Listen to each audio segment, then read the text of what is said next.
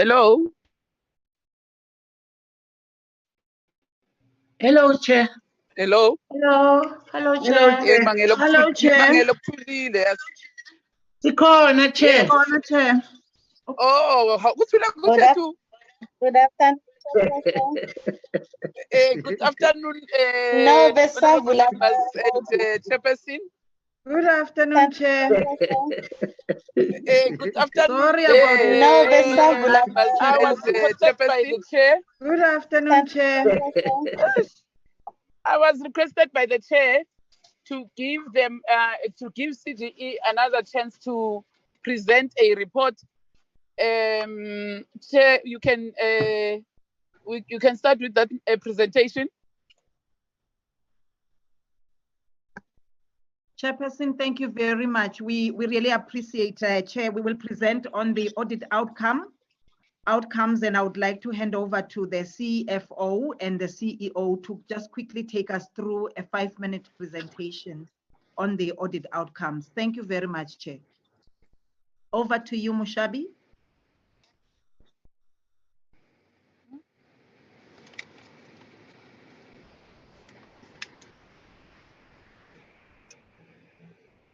Give me the mindset.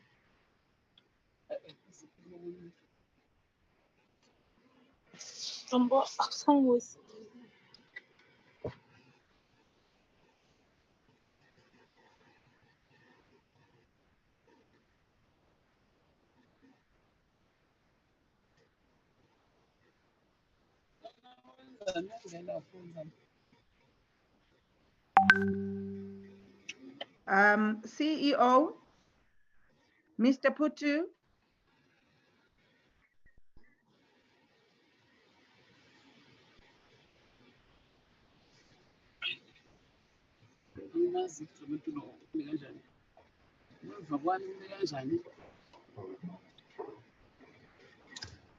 Chair, am I audible now? Yes, you are audible. Thank you. Thank you very much, Honorable Chairperson.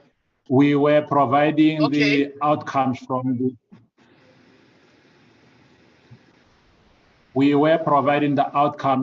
the audit conducted by the Auditor General of South Africa on the annual financial statements of the CGE for the year ended 31 March 2020, as well as on performance information that is contained in the annual report.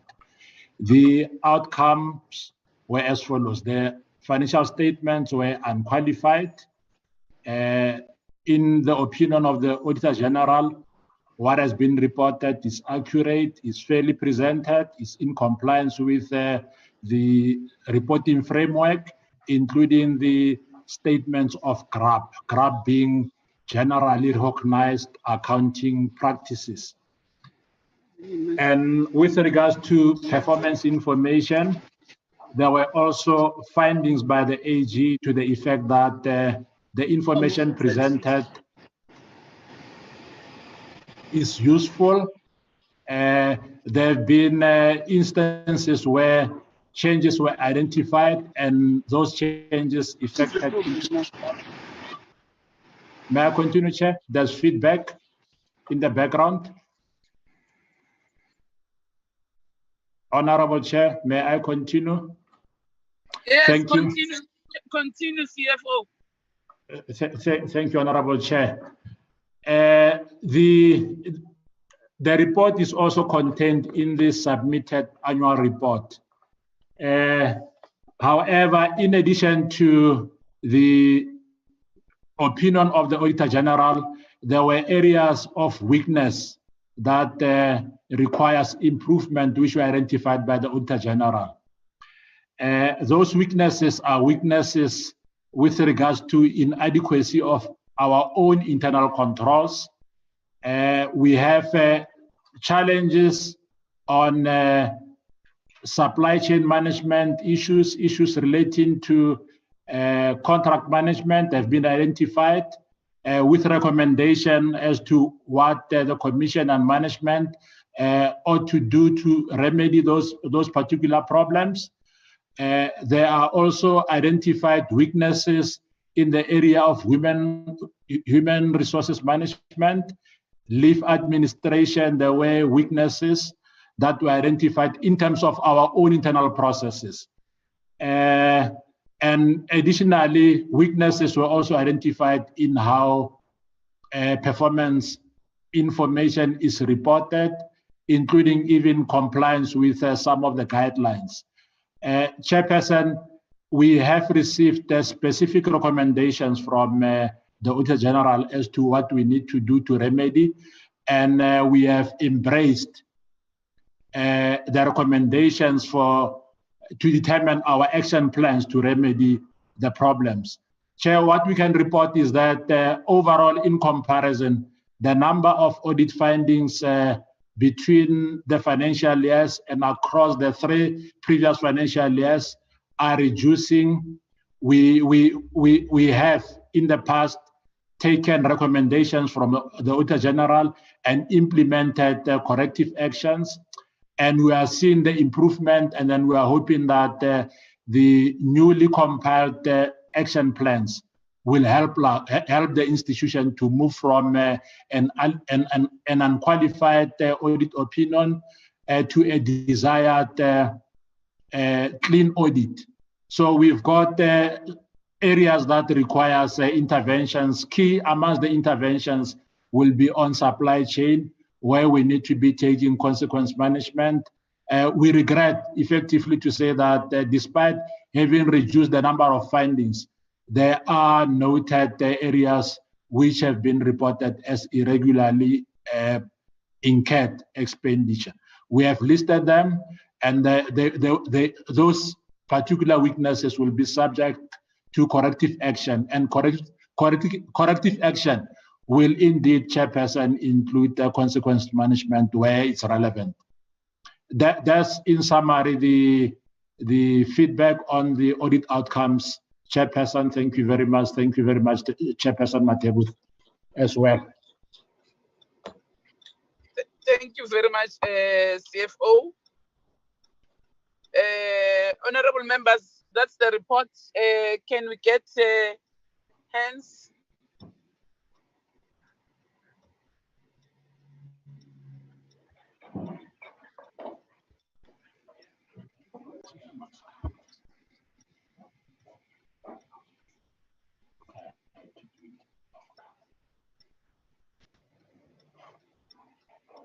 There are no hands, honorable members.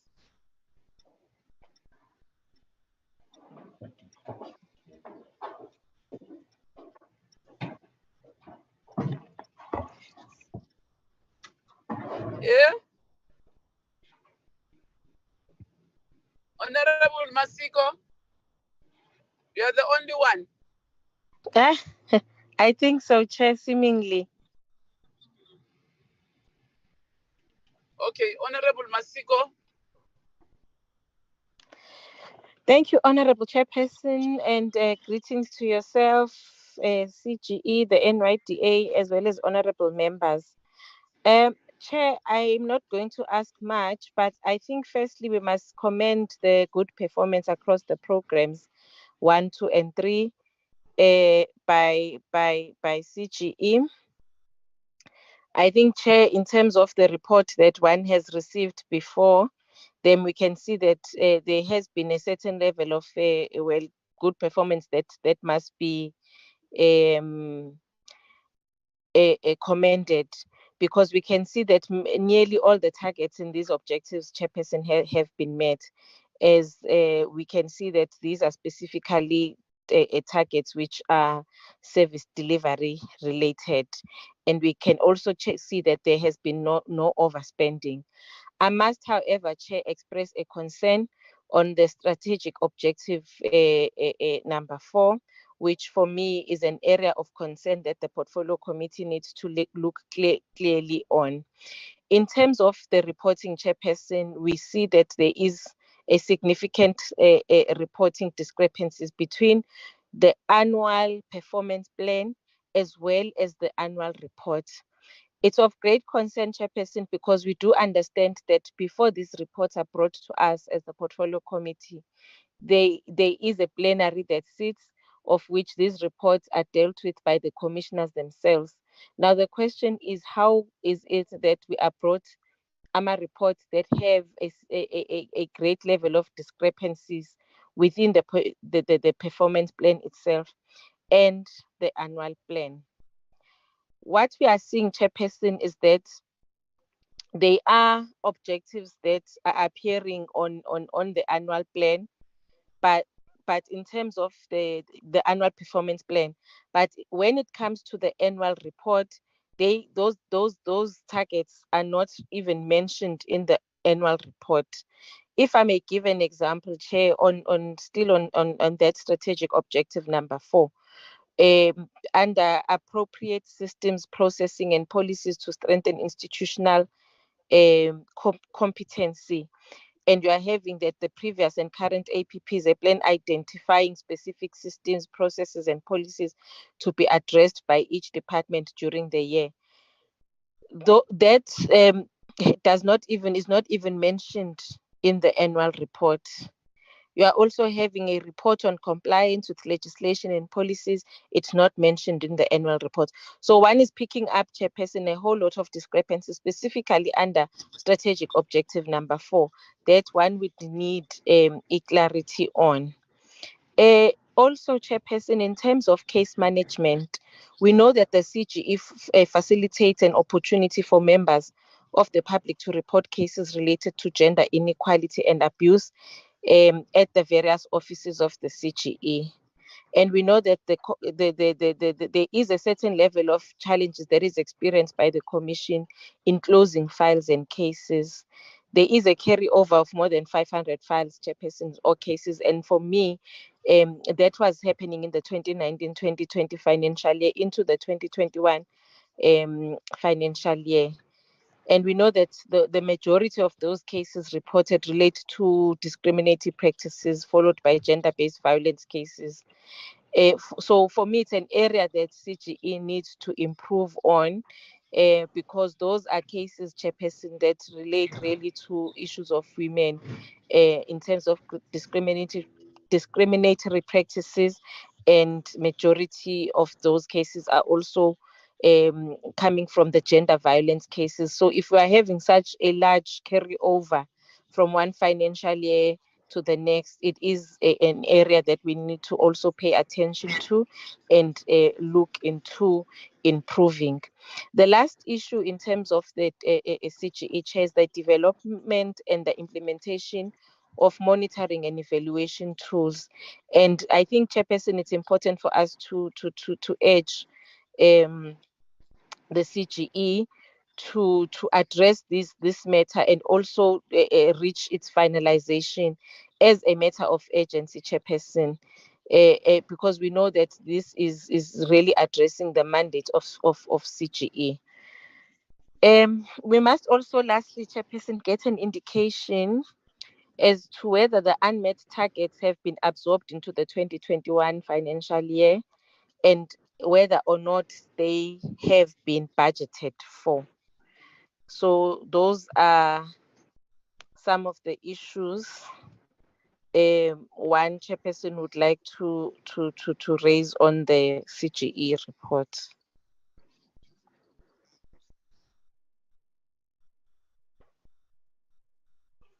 Thank you very much, Honorable Masiko.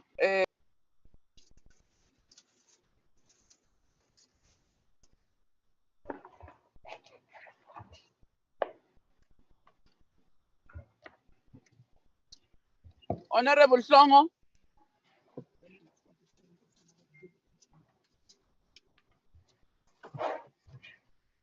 Yes, Chairperson. Yes. Yes, Chairperson. My hand was not up, Chair. I just logged in, finding Honorable Masibo speaking. Not sure where are we. It's question time. Okay, let me come back here.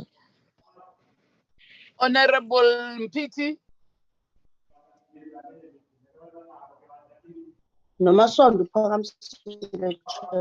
Honorable Mpiti, Honorable Masondo, Honorable Ngobo.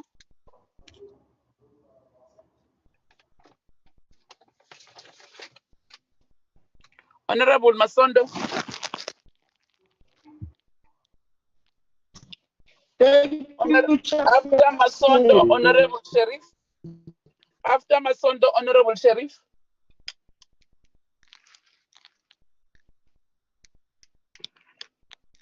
You can speak, Honorable Masondo.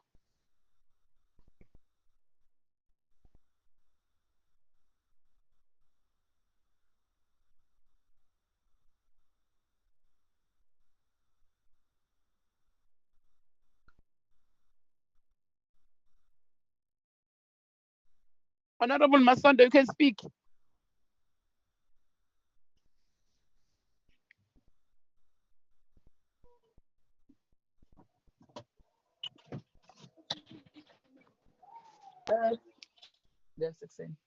Chairperson, yes, I think you'll pardon me, Chair, if maybe I repeat what has been said.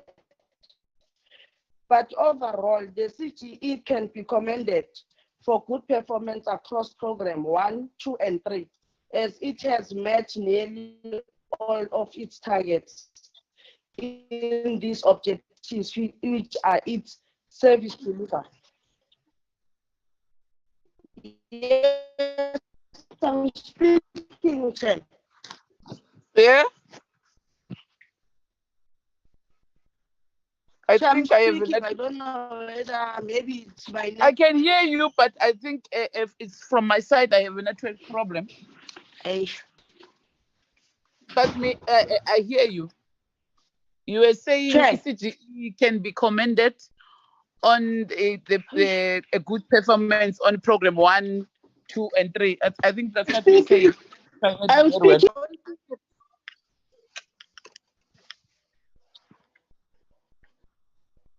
Masondo? Okay. Can I continue? Yeah, continue. Okay, Chair.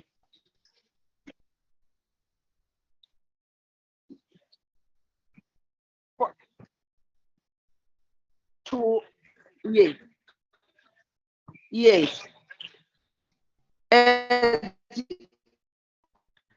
As it has met nearly all of its targets in these objectives, which are Chairperson, I don't know, maybe it's just objective, which are its service delivery targets and has not overspent. Strategic objectives 4 is an area of concern. This objective performance poorest and receives the greatest proportion of the budget is their value for money here. Executive authority of an underperformance in this objective.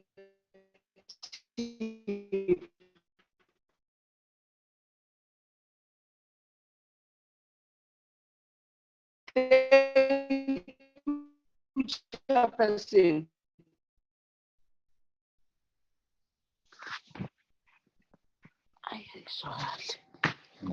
Honorable Masondo, are you fine? Honorable Chair. Yes. Yeah, Chairperson, if you my question. Honorable Chair, did you get my question? Yes. Okay, thank you. Honorable Sheriff. Thank you very much, Chairperson. Please forgive me for not putting my video on. I don't think I have pretty good lighting and my house is a mess as I'm packing and moving. But nonetheless, I wanted to just find out a couple of things. The first thing is, how exactly does CGE put together its reports? Now, the reason why I ask this, and this links to my second question, which is, was the CGE invited to the joint sitting last week between this committee and the Committee of Health, where we discussed forced sterilizations? Going back to my first question, the reason I want to know the process of putting these official reports together is because oftentimes, if research is not done with enough evidence, if research is not done using specific processes and methods, it's very easy for people to critique and take away from the report that the CGE presents. Now, noting that the CGE gets its mandate from the Constitution, how much weight does the CGE see their reports getting, and do they think that it's enough? My second question is in terms of the targets. When we looked at the researchers' report, it looked like there might have not been an accurate reflection of the targets reached in the CGE report. And if Honorable Masiko raised this, I do apologize, as I did join the meeting late. My last point, Chairperson, is to do with case management, specifically looking at the high number of pending complaints in Gauteng, KZN, and the Eastern Cape. And why is there a difference on the annual report versus the narrative on the same page? So if we can just get some clarity from the CGE over there. In terms of the NYDA Chairperson, I'm not sure if they are here, but I will go ahead and address them. Okay, I just wanted to find, Chair, you're on mute? Okay, I'm not sure if I'm on. Oh. Chair, do I have an internet problem? CFO. Yes, Chair, I'm here, Chair. Yeah, he's here. Mr. Mkwanazi is here. Okay, perfect. Thank you, Chairperson. In terms of the NYDA, I must say that I am impressed by the work that they're doing in terms of beneficiaries. However, I do have a concern that young women-owned businesses may not be getting enough support as they need it. And oftentimes it's because of the lack of information coming from the NYDA. So I want to find out if the NYDA has a plan to specifically target young women and people with disabilities specifically, and not just looking at beneficiaries completely. Just another note, Chairperson, I giggled a little bit when the CGE HR was speaking on sick leave, and it makes me wonder, have we become so used to ensuring that people have to be at work that we don't worry about people getting sick and them taking time to get off? I feel like the world we live in, treats people as economic stimulators instead of human beings. And so I just want to make a note to the CGE that human beings are human beings and they should be treated like that and not just as workers. I thank you.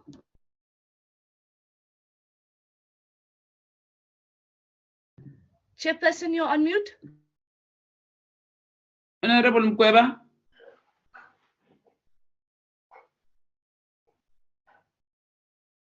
Okay. Thank you very much. Honorable Masiko, you want to speak? Honorable Ngobo? Thank you, Chairperson. I just have two questions for the NYDA, and the first one relates to the National Skills Fund. So I just want to find out what happened to the NYDA Skills Fund project plan that was developed and implemented in 2018-19 financial year. And then the second question is on the NYDA grants program. So I just want to find out what measures are in place to monitor the businesses that benefit from the grants program in terms of sustainability in the long term. So what measures do they have to support the businesses that receive their grants? And on the CGE, my question is on TREAT's compliance. So just to find out how the CGE is monitoring compliance with SEDO, the Maputo Protocol, and the Sustainable Development Goals.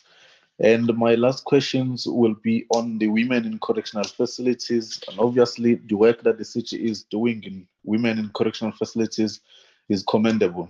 So I just would like to know what has subsequently been done to address the findings in its research reports. Thanks. Thank you very much, Babu Ngobo. Over to you, CGE and NYDA.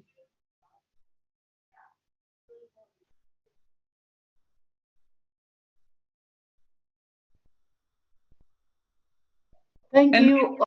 Yeah. Honorable Chairperson, my apologies. I wanted to check if my chairperson would want to go ahead or if I should go ahead. Thank you. Just that bit of guidance. No, Chair, no, Chairperson. Chair, you want to respond? Most of the questions were operations related. We don't have much time. I think CEO will go ahead. Thank you, Chair. Thank you, Chair.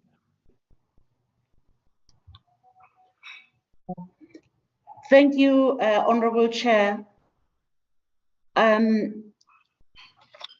Masiko's question around, I want to talk to the issue of the discrepancy between the information in the annual performance plan and in the annual report.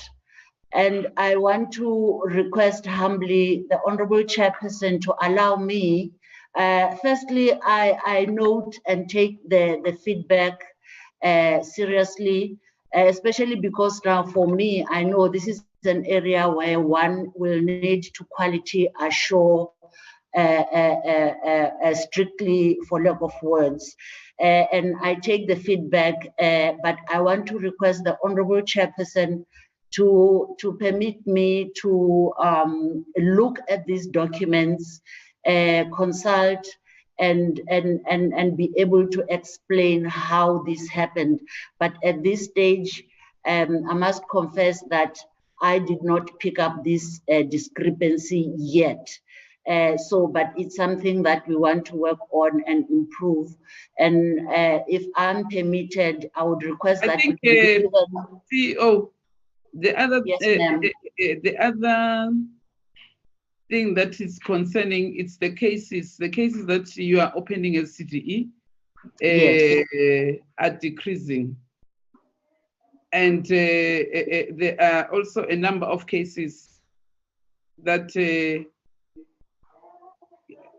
are closing. I don't know whether you are closing off or you are doing what, but also they are decreasing. It's you know, can somebody clarify us on the issue of cases?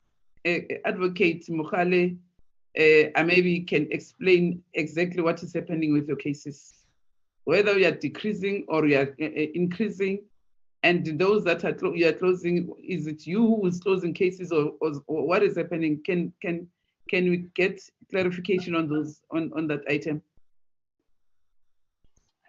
Thank you, Chair. Chair, what has happened in the CGE is that we have identified that for quite some time now, we have been taking incorrect cases. We as the CGE do not provide your mainline cases in terms of advice and those kinds of things. We refer as much as we possibly can.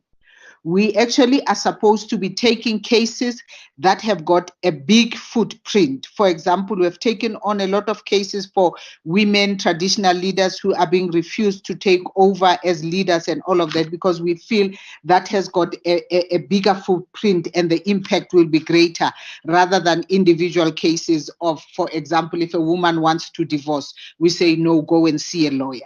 However, where women are experiencing challenges in terms of accessing services, that is where our mandate as the CGE comes in, and we come in there. So in that sense, we have tried as much as possible to decrease the cases because we were more of a law clinic rather than being a second level where people approach us when the system fails them, which is what our what our mandate is saying. Thirdly, we have a challenge. The new Legal Practice Council has taken away the license of the CGE to act as a legal clinic, even providing that referral and providing that advice for women in terms of what to do. So we are in the process with South African Law Reform Commission and others to try and deal with that and reverse that, because we do need those services. So those 3 levels have Where do they get powers to do that? It's very strange, Chair. The new Legal Practice Act, when it came back, it said only accredited law clinics that fall under. Then they listed the universities, they listed Legal Resource Center and Human Rights Commission only.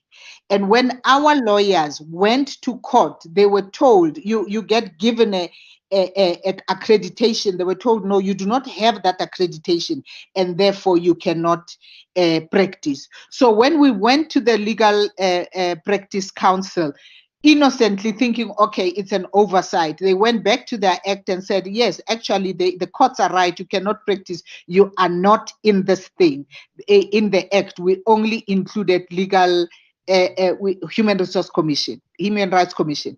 We've been to Minister Lamula, we've been to Minister John Jeffries. We are now talking to the Legal Resource, to the South African Law Reform Commission to actually include the CGE, because the courts are saying until and unless the Act expressly mentions you cannot practice. So that has had a very, very great impact on our work. And we would actually even appreciate a further audience from this committee with the relevant committee, so that there is intervention, because we are hitting a brick wall. It's literally just a small amendment of the Act where CGE can be included alongside the South African Human Rights Commission, and we go back to what we're supposed to be doing and what we had been doing all along. Yes. So what were you going to tell us if I didn't ask you? Chair, I think this is going to be in our quarterly report, rather than this report that was being discussed. Why would you want to wait for a quarterly report when you have an agent matter? Yeah, I think that was an error on our part. I hear what you say. Sorry, Chairperson, can I just come in here and assist Commissioner Mogale as well? Okay. Chair, I must say that the consultations, the meetings with the Minister of Justice, as well as the Deputy Minister John Jeffries, including the CJ,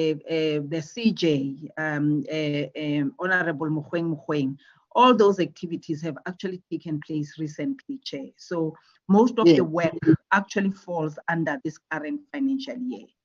Having realized that we need to actually advocate and lobby for us to be registered, as a legal clinic. So all of that work, Chair, falls under this year. So that is why I think we have spent most of last year trying to clear up, so that this year we can actually lobby and advocate, and we can actually be registered back as a law clinic, as CGE. So I think that information, Chair, did not fall under the previous financial year. The update that Commissioner Mogale is giving you. Thank you, Chair. Okay. Chair, I have a question on this matter. Okay, Honorable Masiko. Chair, the commissioners are making mention of the fact that the bill was stipulating that those identified sectors are the ones that are able to run law clinics. Now, the question that I have to the commissioners is, when the bill was amended, how were they not part of and parcel of the processes of amending the bill? In essence, how did they miss it, Chair? Because for you to get it at the tail end, and there was a process before that ran, because I think they should have been given an opportunity themselves to go and present on their behalf. as to why they think it should be relevant for them to also appear on the list of organizations and of those who can be able to run law clinics. That's my question. Yeah, in fact, I didn't want to go further with this matter because I'm asking myself what was the legal unit of CGE doing in relation to this matter. You see, now I want to put aside the governance body, but I want to hear from the legal unit of CGE. What were they doing? Why are they there from 7 to 4 if not their working hours within 7 and to 4, or whether from 8 to 5, and those bills are published? What were they doing? Where were they?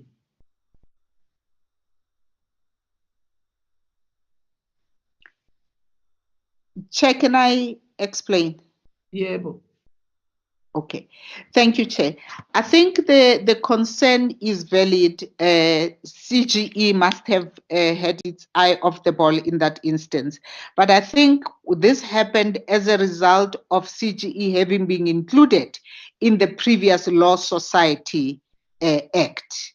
And I think it's very easy sometimes for people to take it for granted that the shift will not affect them, because in the previous act it was there. And you are right, since 2014 this bill has been in the pipeline, people dealing with it, different sectors dealing with it. It should have been picked up as early as 2014 when the process of the LPC started. But unfortunately there it is. It has not been picked up until one of our attorneys was actually returned from court, and we were referred to this. So it is a valid question. We are actually trying to attend to it, but it should have been picked up as early as 2014. Do you have capacity in your legal division?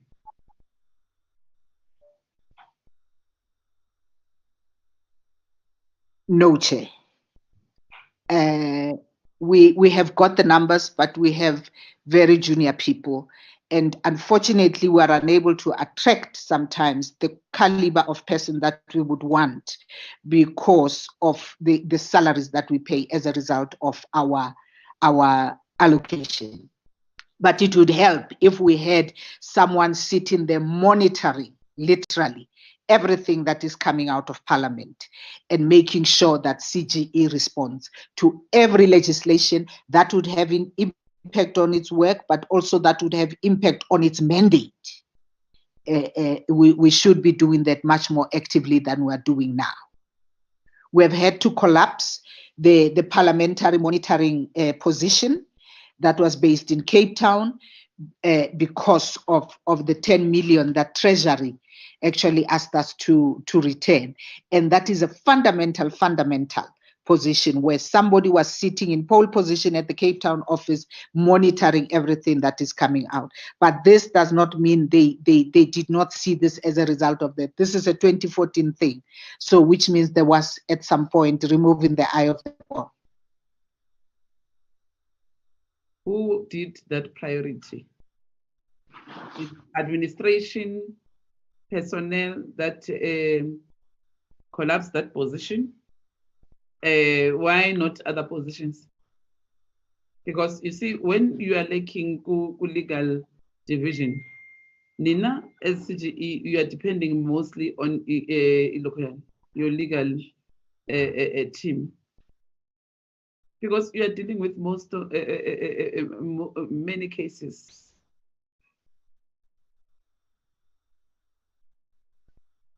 And it's even worse because that one, the one that was in Parliament, that position is more critical because that person was able to monitor each and everything that is happening, even bills that are coming to Parliament. That person was able to see what there's a bill that is coming to Parliament or that is in Parliament, what needs to be done. So how now are you coordinating all those activities?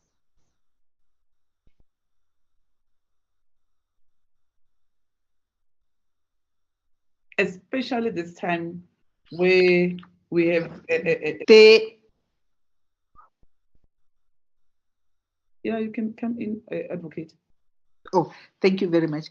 The monitoring of Parliament is happening at a very ad hoc basis, Chair, in the sense that the legal officer from the Free State is working in both the provinces, 3 days a week in one province, 2 days a week in the other, and then just like that the other way around. So it is bound to result in issues falling under the cracks, and it has to be prioritized.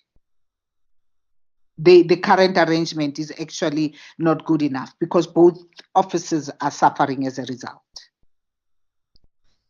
In your presentation, I think your CFO spoke about 10 million, what? Yes. Can you repeat that again, Advocate? What were you saying about the 10 million? Okay. When COVID started, Chair and honorable members, all departments, including us, Chapter 9s, were requested by Treasury to pledge what we could return back to them so that they respond efficiently and effectively to COVID. During that time, wait. I think the chair was saying National Treasury gave back that 10 million.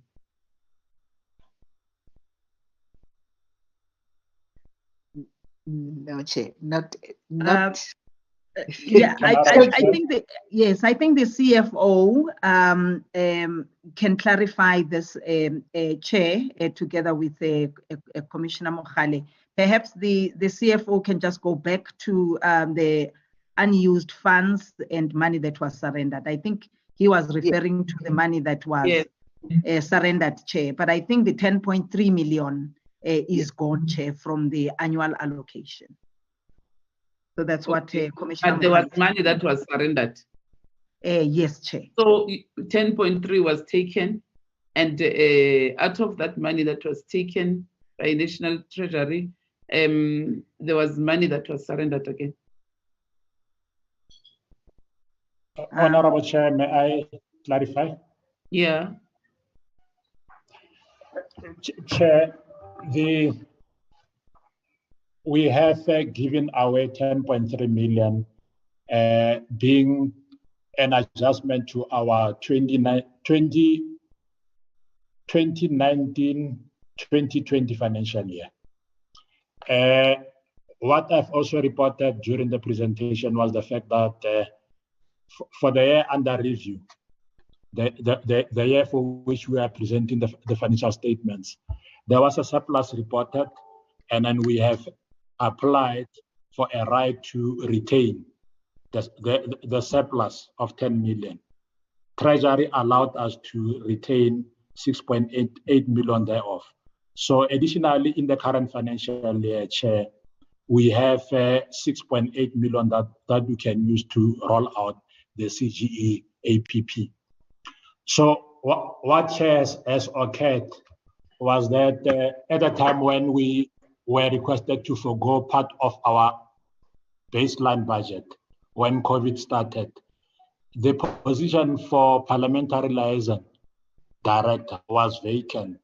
So as we're reprioritizing, we delayed, or a decision was taken to say, because the position is vacant for this period until we can secure funding, we will delay the appointment so that we can stay afloat because the baseline was insufficient. So the position is still there in the establishment. It has not been frozen. What needs to happen is that because at this point in time, we have secured additional money, we could be able to fund the position because it is still in the formal establishment. So it was just a delay in reappointing for the position. I think you need to work on chairperson and advocates. you need to work on your legal unit. Yes. We have noted, remember, there are many people who have sent us letters in relation to cases where they were treated unfairly by the courts sometimes, or by their employees or whatsoever. But people were writing to us because they wanted us to help them. And as the portfolio committee, we can say it's upfront that we have seen this weakness from your legal team. Because when you look at the case, some of the cases, the manner in which they were dealt with, they were not dealt with appropriately. So the best thing, your first priority when you go out from this meeting, you need to deal with your legal division. Because even with assessment, chairperson, you must assess whether those people who are there that you have employed, they are fit for purpose or not. Because if they are not, so why do you keep them? And it means somebody was not doing his or her job. And we can't risk. We can't risk as a country, you know, not even we can't risk as a country to have a CGE having weak legal team.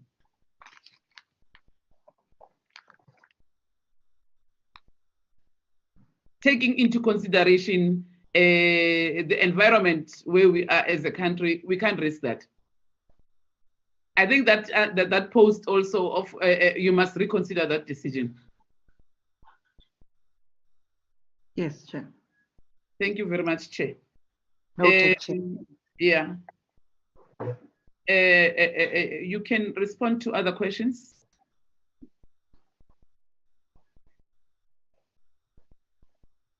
Thank you, Chair. It's Jamela again, trying to respond to some of the questions that have been asked. Chair, I had said I will request a deadline to assess and respond in writing around the issues of the discrepancies that have been raised. Similarly, there was a question asked around strategic objective 4, which carried quite a budget, but it had a lot of deviations in terms of performance, and the question of value for money was asked. And I think for me, this is another area where I would like to assess the situation so that I can respond in a way that provides facts in terms of value for money. In terms of the underachievement in this area, we just explained, and maybe related to that is the question whether we've carried these targets forward to this financial year, and the answer in that regard is yes, as I kept referring back to my first presentation in the second quarter. So that is what it is. Honorable Sharif talked about our reporting generally. How do we report? And at this stage, I suppose one can say that that is something that the AG has picked up when the CFO was presenting. And again, for me, it's noting the areas of weaknesses in terms of, and for me, how we report perhaps relates to how we plan, so that one pays more attention to those areas. So I just want to thank the Honorable Chairperson and members for highlighting these areas, because for me, areas of priority in terms of improving going forward, so that you don't keep seeing the same mistakes as we go. If I am leaving other questions, and I just want to say the chairperson and our commissioners who are more experienced can perhaps assist me, especially around the issue of how we monitor compliance with international instruments. I have an idea of how we do that, but I don't want to venture into something that I haven't had a living experience in, or something that I haven't participated in fully. So I will leave this question to their capable hands. Thank you, Honorable Chairperson. first of all, what is the progress in relations to that monitoring and evaluation tool? You, if my memory serves me well, you said you are working with DBSA, if I'm not mistaken, a Department of Monitoring and Evaluation. You remember? Yes, ma'am. What is the progress now? Yes, ma'am. I reported in Q2 that we will approach the Department of Monitoring and Evaluation, and calls have been made. We are still progressing with that. We have made moves in terms of calling individuals there who can refer us to the relevant person with the relevant expertise and the knowledge of our sector, so that they can be able to advise. CEO. Yeah, ma'am. We've been saying this thing several times. Yes. That your commissioners do have that capacity. Yes, ma'am. And please can the chair respond to this one? Okay.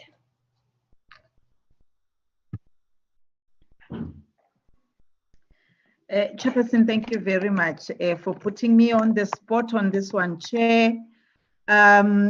We have sat down, Chair, after the portfolio committee meetings, and we have looked at the specialized areas and the commissioners with relevant and requisite skills to do this work, Chair. However, we have agreed that perhaps I think this needs a specialist monitoring and evaluation person to actually look at this, Chair, given the fact that the commissioners that you mentioned previously were quite key in terms of developing the draft monitoring and evaluation framework, including the draft monitoring and evaluation plan that I think we shared with the honorable members of the portfolio committee.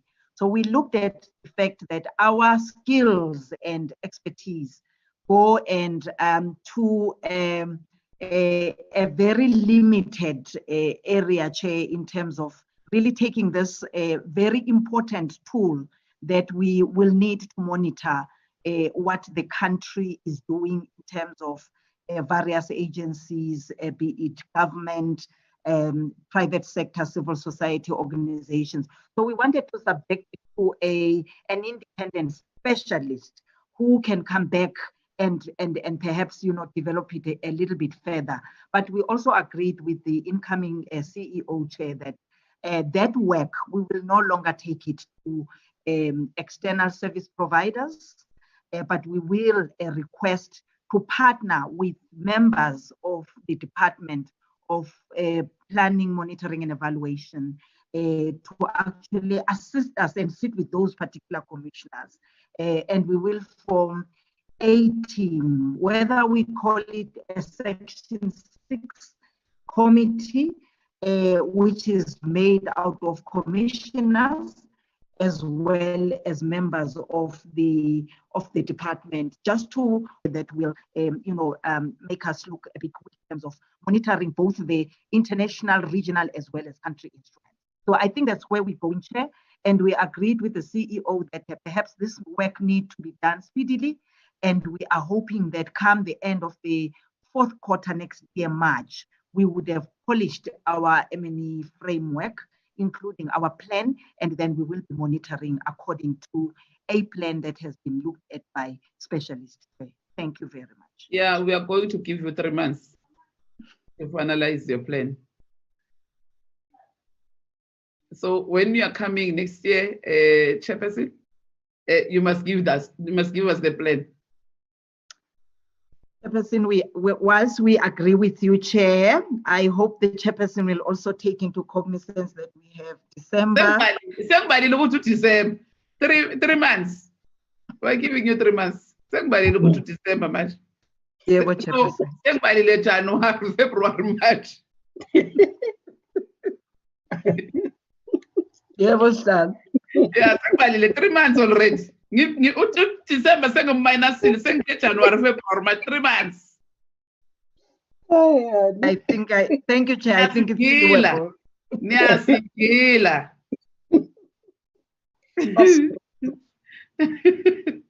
Okay.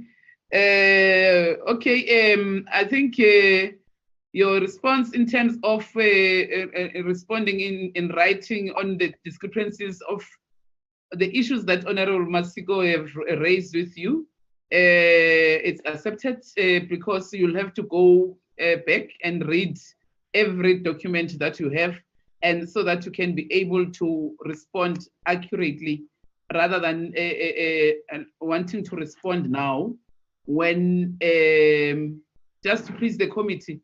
And tomorrow we'll be holding you accountable. So the first thing, you go back, you look at your documents properly, and then see where have you omitted some of the things that you did not put correct in the report. Sometimes human error happens, but akumelanga kube injwayelo CEO ukuthi nje uyafika siyahawukela mara kahle kahle na uqinile namhlanje ukuthi awukubongakayenzi ukuthi ungakabi familiar na what uqinile CEO finish and clear. Yebo ma'am. Yeah. No, it's fine. NYDA, Masiko, is your hand up or Yes, Chair, it's up. I want to go back, Chairperson. I think we were still, or the CGE was still answering the issue on case management when we started dealing. Probably they had a short detour around the issue of the law clinics, Chair. I was still not answered on the issue of the decreasing number of cases over the past 3 financial years. I think there was a bit of a note that mentioned the fact that they will now be dealing with cases that are on a much larger scale. But my concern, Chairperson, is that what then happens to the cases that CGE has been taking on over the past, a couple of years. How do they then ensure that the referral system that they are having is a referral system that will not lose those individual cases? Because for me, as much as we want to keep our eyes for bigger cases like the one that the commissioner or that was mentioned, but also the ones that we are currently dealing with now on forced sterilization. They are individual cases, Chairperson, that women ordinarily don't get assistance from some of the areas that they go to seek assistance, and they would find that coming to CGE would ensure that they also get some form of justice. So one, why is there a decrease in the total number of files opened and closed? And two, if we are now saying that we are focusing more on larger cases, what happens to those individual cases that women are bringing to the CGE? Thank you, Chair. Honorable Masiko, in fact, you're correct. Advocate, I think leyo kusamela ukuthi ayihlafune kahle thina sivume ukuthi bona they are going to deal with major cases. You see, when you talk major cases, that means a poor person will never get assistance by CGE. And they must also remember that here, a majority of our people are poor. So their assistance is very much important to our people. So this thing of them selecting cases to say they are going to deal with major cases and other cases, no. Leyo asivumelani nayo, angeke sivuke sivumelene nayo as a committee.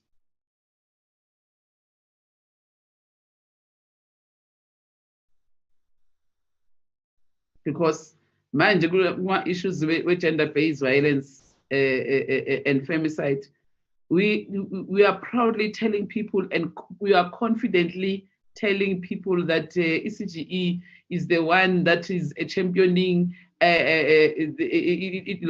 issues of gender-based violence in terms of assisting them legally in the courts and so on. They are monitoring those things, and indeed they are doing such a great work. So they can't wake up today and come and tell us that they are not longer going to do that. See, I understand the act, see, understand konke, kodwa, you know, sometimes when you take decisions, advocate and chair, you need to be considerate. That one, the portfolio committee is not going to agree with you. You know, there are smaller yana cases that you can say, yeah, but there are other cases that are not like the one you go to, a person is supposed to be a queen or is supposed to be a king. I'm sure the advocate was referring to such cases, which those ones are major or whatsoever. But these other ones, my cases, no, you must reconsider your view or your decision.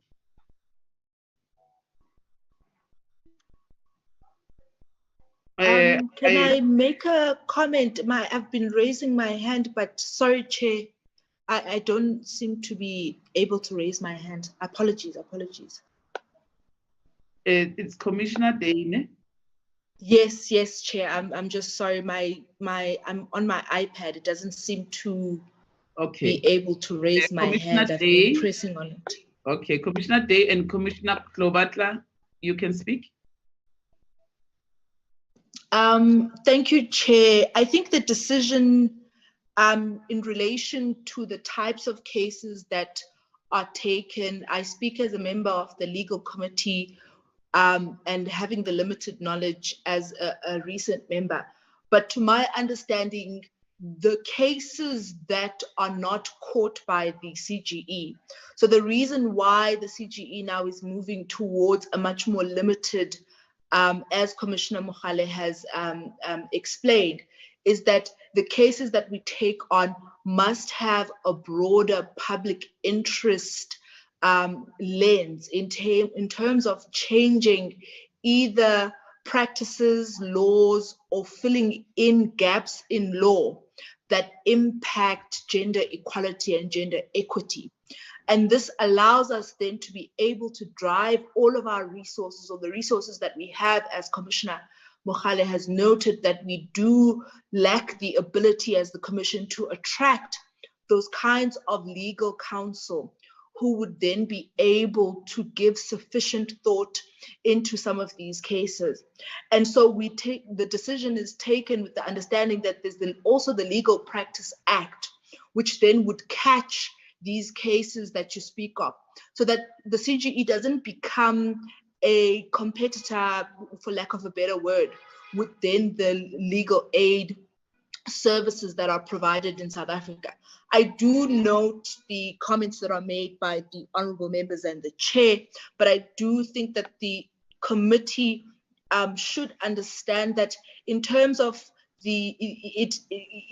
making this decision, it wasn't taken without understanding the implications, but rather having assessed our own resources, as Commissioner Mogale has noted, but also understanding that our mandate is a constitutional mandate and requires that we focus on those cases that have larger socio-economic impact in terms of changing legal rules, filling in lacuna in law, and ensuring that we change systemic and structural inequalities on a broader basis. So perhaps it's just to add to the comment that Commissioner Mogale, and perhaps to contextualize for the committee in terms of how the decision was brought on. I do speak under, obviously, lack of prior knowledge. As I have, well, I can't say I'm new, but I'm only 1 year. But thank you very much, honorable member. Yeah, Commissioner Day, you see, we are politicians. Nina, you speak English. Tina, we are representing the interest of our people. You see, these are two different things. So what we are saying as the portfolio committee, we're not agreeing with you. You as CGE and as commissioners that are there dealing with issues of governance and corporate governance, you must go back and review your decision. We hear everything that you are saying. And you are taking me back. Uguti, it's us who said we must have CGE. It's us who's defending CGE to be there. There was a review of saying whether we still need CGE or not. And the Kada Asmal report was stating that CGE, we must get rid of it. And it's us as members of parliament who said we need CGE.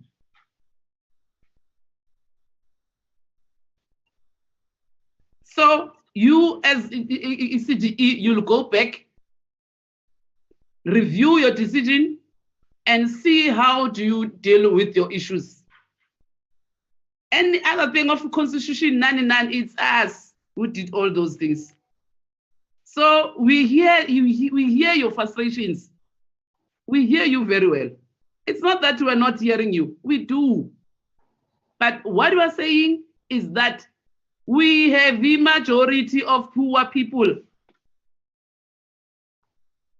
who thinks when they go to ECGE, they will get help, whether legally or otherwise. But when they look at ECGE, they are looking at the ECGE as a Chapter 9 institution where they can go and get assisted. And indeed, they are getting that assistance.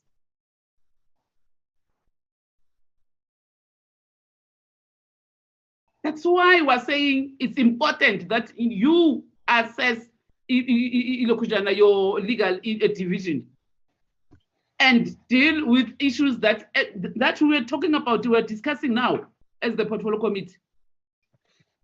I think we have closed this matter. You go back to your institution, you review your decision, you find a better way on how are you going to deal with these issues. That issue now, we have closed it. Commissioner Tlobatla.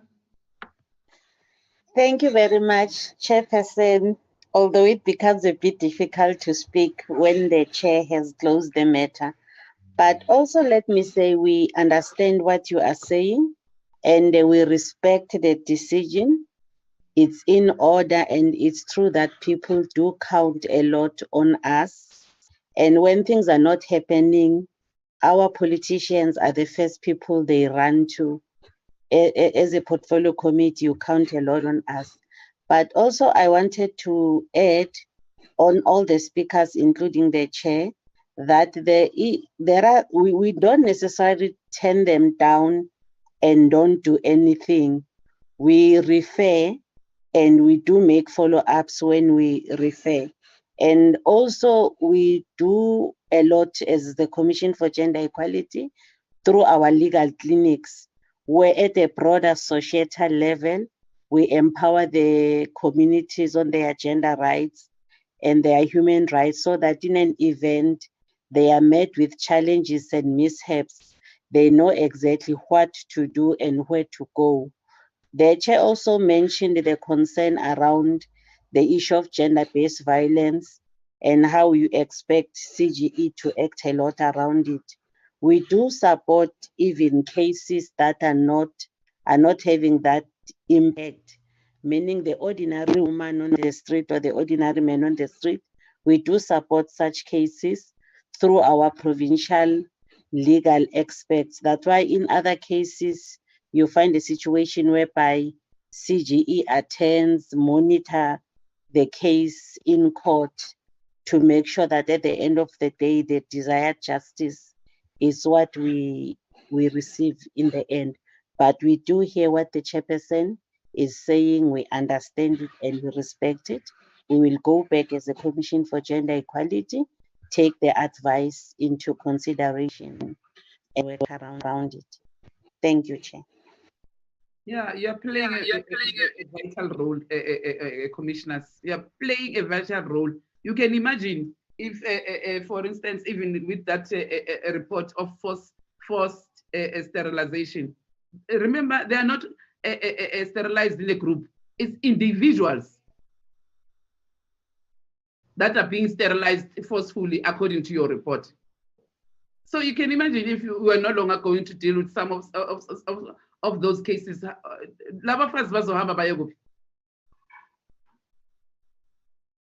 So please, we've closed that matter.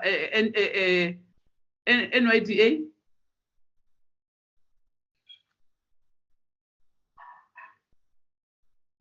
Mr. Mkwanazi. Sorry, Chair. Yes, Chair. Oh. Mam Sonti. Sorry, Chair. Ndicela uxolo bendiphuma ndingena apha kwi-meeting ngenxa ye-network, ne-chairperson. Okay. So ndicela before ungena lapha kwi-NYDA ndibe nombuzo nje omncane nje apha ku-commissioner, ne? Umbuzo wami mncane, chairperson, ne? Kukubuza nje ukuthi ingaba banobudlelwane obungakanani na u-CGE kumapolisa? Because chairperson, why ndisho kanjalo? I-violence, i-gender-based violence, endaweni yokokuba iphunguke iyakhula kwii-provinces. And then mawuthi uyalandelela amapolisa awakhathali, awazihoyi ii-cases ezenzakalayo. Uthola ukuthi kulahleka nenantsika zakhona, ii-files, everything, yaqonda. So ndirhalela ukuqonda ke ngaba u-CGE ubudlelwane bakhe bungakanani na kubo benamapolisa. Ngumbuzo wami lowo, chairperson, because now abantu, umphakathi, endaweni wokokuba uthembele kumapolisa, uyawoyika amapolisa. Amapolisa aluxhoba, ayi-enemy enkulu ebantwini ukudlula uba ababe baluncedo. Enkosi, chairperson. Okay. Okay, thank you very much, Ma. Commissioners, do you want to respond to Mamsonti? Yes, Chair. Perhaps we can just respond very quickly to Mamsonti and say that, Chair, ubudlelwane bethu namapolisa, Mamsonti, siyabuqinisa kakhulu ngoku. Kule minyaka emibini egqithileyo, u-2018 no-2019, sike sawabiza amapolisa, siqale phaya kunjengelele wawo utata obaphetheyo, ukuthiwa ngutata uSiqhole, Khehla Siqhole, sathetha nabo kakhulu. Sagqibela ke kulo nyaka odlulileyo sibiza wonke ama-commissioners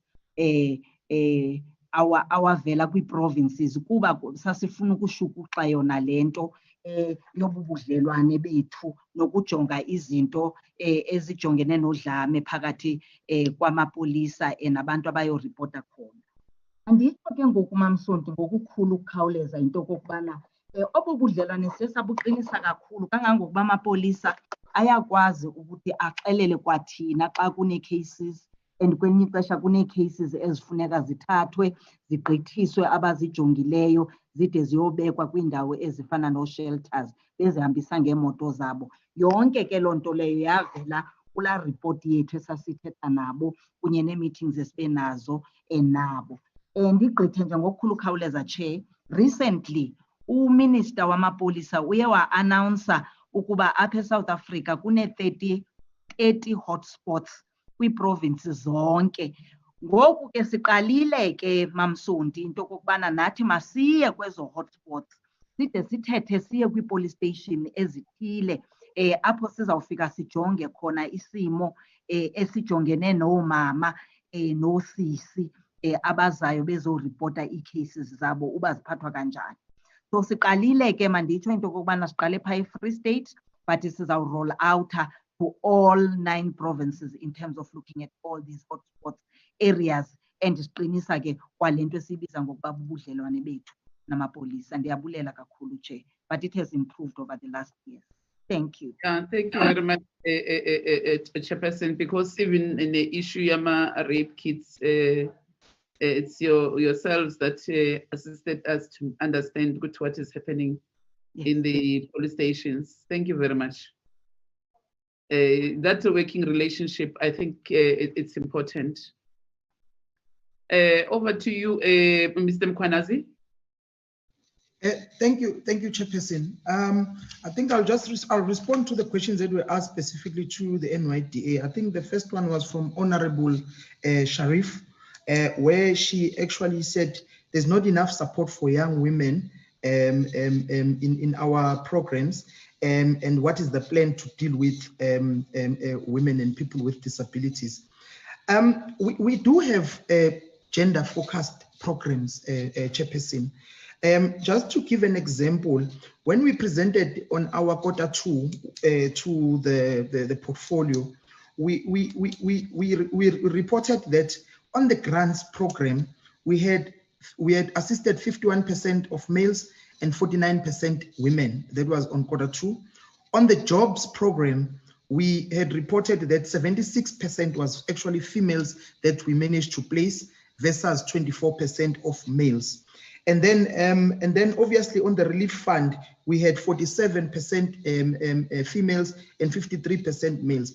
This has improved significantly, Chairperson, from the previous years, because obviously now we actually put favor to one female, young women, as well as people with disabilities. Unfortunately, with all the programs that we have and the outreach activities that we do, we still do find that, you know, because obviously the demand in terms of applications, we still do find that there's more male applications than female applications, but we try and prioritize the female applications just to ensure that we actually have the balance. Our target is to try and get to a point where there's a 50-50, or actually there's more females that we actually fund. And then there was another question from Honorable Matebo, and it was asked that what happened to the skills fund, and obviously we had a concept of the skills fund and the youth fund. The concept was presented to the previous board, Chairperson, and obviously, you know, when the concept was presented, you know, it had financial implications, and I think we've been actually specifying or explaining to the portfolio in terms of the limited financial resources that the entity has got. So the board had at that time committed that they will then take the concept document of the skills fund and then try and actually lobby for funding on the necessary skills fund, the National Skills Fund.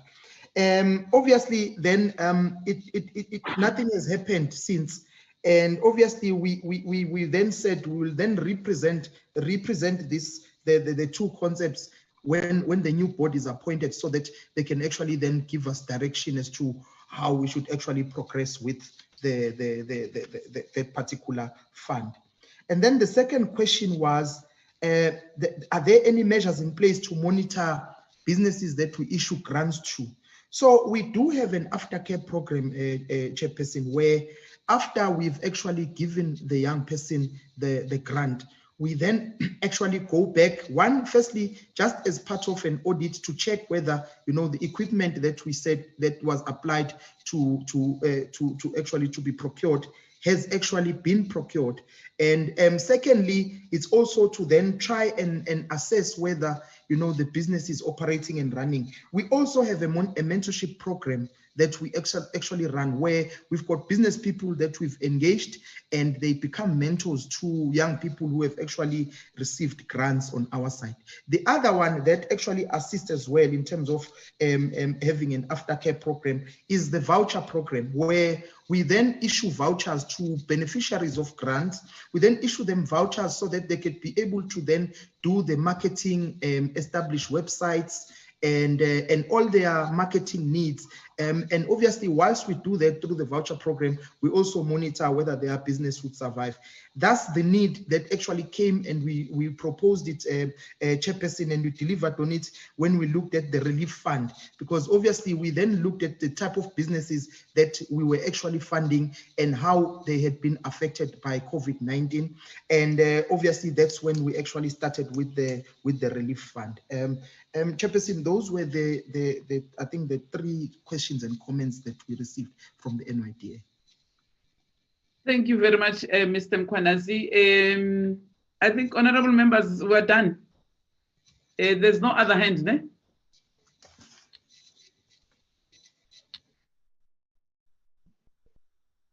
Yeah, thank you very much, honorable members and chairperson and commissioners.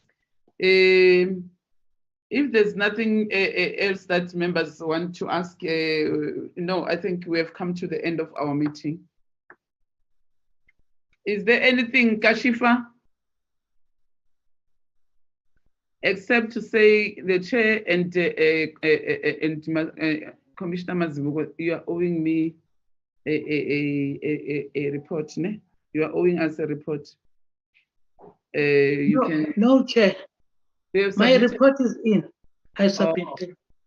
Okay. All right. Okay, thank you very much, honorable members and commissioners. Chairperson, thank you very much. We have come to the end of our meeting, and the meeting is adjourned. Thank you, Chair. Thank you, Chair. Bye. Bye. Bye. Bye, everybody. Thank you, Chair. Bye. Bye. Thank you. Bye. Konje sicela ngo-3 namhlanje ne? Yebo. Okay, sharp. Thank you. Bye-bye. Yeah. Bye-bye. Bye. I have left. She's leaving.